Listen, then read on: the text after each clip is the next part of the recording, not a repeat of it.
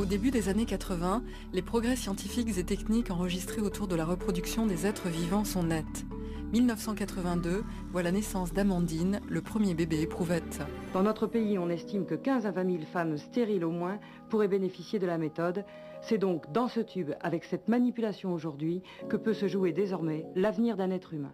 Sous le signe de la maîtrise de la vie, on regroupe des techniques comme la fécondation in vitro, les manipulations génétiques et l'insémination artificielle qui génèrent des affaires qui font grand bruit, comme le cas de Corinne Parpalex. Corinne Parpalex est ce soir une femme heureuse pour deux raisons. D'abord parce que le tribunal de Créteil a décidé qu'elle pourrait recevoir le sperme de son mari, décédé en décembre de l'année dernière. Ensuite parce que le CECOS, le Centre d'études et de conservation du sperme, a décidé de ne pas faire appel. Une décision qui sera définitive dans un mois et qui pourrait faire jurisprudence. Nous avons dit très souvent qu'il y avait une espèce de course-poursuite entre la médecine et le droit.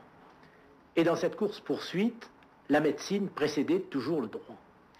Et depuis ce procès, on a l'impression que le droit se met à l'heure de son siècle. Si vous voulez, que le droit épouse son temps. Certains s'enthousiasment, d'autres craignent des dérapages et des abus de toutes sortes. L'Église, par exemple, condamne l'ensemble des techniques de fécondation artificielle. Depuis, de nombreux chapitres se sont écrits au gré des nouveautés scientifiques et techniques, comme le clonage.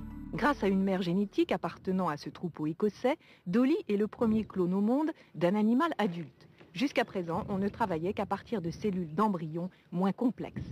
Pour le clonage, plus besoin de spermatozoïdes, on a prélevé le noyau d'une cellule mammaire de brebis qui, elle, contient la totalité du patrimoine génétique et on l'a ajouté à l'ovocyte vidé de son noyau.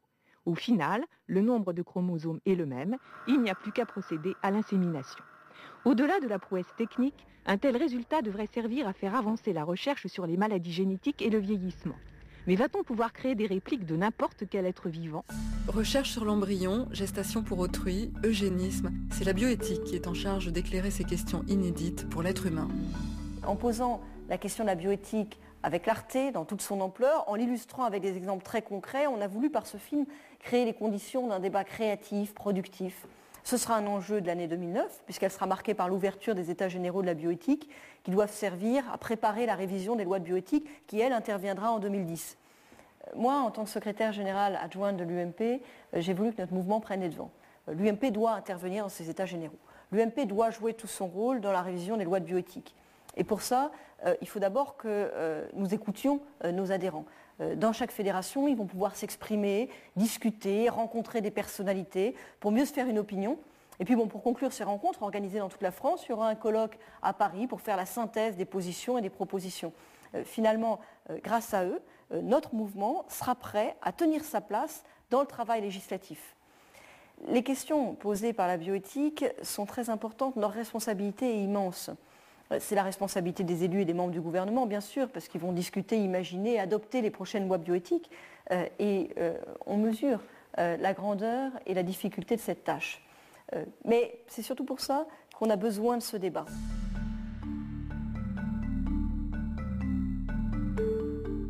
Il y a 20 ans, ou 25 ans, on était stérile, on le restait, on était enceinte, on restait enceinte, on portait une maladie génétique, on la transmettait à son enfant, etc. Aujourd'hui, on est stérile, on peut quand même avoir un enfant, on est enceinte, on peut ne plus être enceinte si on le souhaite et si la loi le permet, et si l'on porte une maladie génétique, on n'est plus dans la fatalité de le transmettre à son enfant. Donc ce qui était de l'ordre de l'implacable s'est transformé en espace de décision et de choix. Et ça n'a l'air de rien, mais c'est une modification majeure dans la condition humaine. J'étais jeune, il n'y avait pas de souci, j'avais 25 ans. Et en fait, on s'est aperçu que j'étais ménopausée. J'étais en préménopause à 25 ans. Cécile a bénéficié d'un don d'ovocytes en Espagne. Quand j'ai parlé du don d'ovocytes et du don d'ovocytes en France où il fallait une donneuse pour grimper sur la liste, bien sûr j'ai des amis qui se sont proposés. Ça fait chaud au cœur. Moi j'ai le cas typique, j'ai ma sœur qui s'est proposée, qui est plus jeune que moi. Sauf que ma sœur, elle n'a pas d'enfant, donc elle était, avec la loi française, elle ne pouvait pas me donner. J'ai ma mère qui n'était pas ménopausée, qui est jeune, mais qui avait 46 ans, et donc qui ne pouvait pas donner parce qu'elle avait... voilà. Tout est compliqué. Après, il restait les amis de mon âge qui sont en train de fonder des familles. Et je ne voulais pas prendre la responsabilité de demander de donner. Si jamais après elles n'arrivaient plus à avoir d'enfants, j'aurais eu trop de culpabilité. Beaucoup de choses sont possibles. Le fond de la question, c'est de savoir, est-ce que tout est possible? Est-ce que tout est possible doit être fait? Alors je prends par exemple le choix du sexe, voilà, est-ce que parce qu'on sait le faire, est-ce qu'on va le faire? Donc il y a des règles, des réflexions, et c'est vrai qu'un pays n'aura pas forcément, du fait de sa culture, de son histoire, forcément la position du pays d'à côté. Et à la limite, le fait qu'on puisse encore une fois circuler d'un pays à l'autre, à la limite, ouais, ça donne une certaine liberté, mais c'est pas pour autant qu'il faut faire tout ce qui est possible de faire, tout ce qui se fait ici ou ailleurs. Le don d'ovule en France est régi par 2 principes moraux extrêmement nobles et dont nul ne contesterait la valeur. C'est d'une part l'anonymat, d'autre part le bénévolat. Le don d'ovule doit être anonyme, il doit être gratuit. Ce système est en place depuis assez longtemps. Que constate-t-on en France aujourd'hui? Qu'il n'y a pour ainsi dire pas de don d'ovule. Parce que le don d'ovule est quelque chose de lourd pour la femme donneuse. Sans la perspective de donner pour une femme qu'on connaît et sans perspective de dédommagement, les incitations à donner sont extrêmement faibles.